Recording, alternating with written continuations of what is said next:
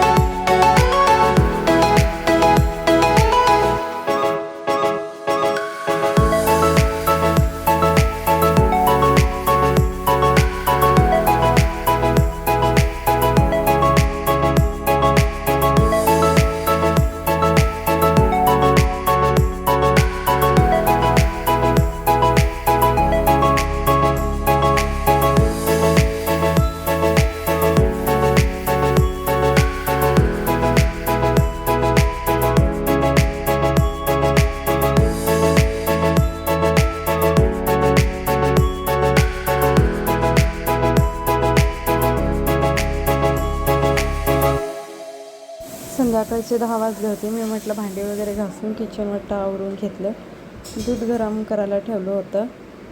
दूध गरम करायला ठेवून मग भांडी वगैरे घासली. खूपच भांडी पडली होती. चिकनचं म्हटलं की खूप राडा असतो. चला बाय.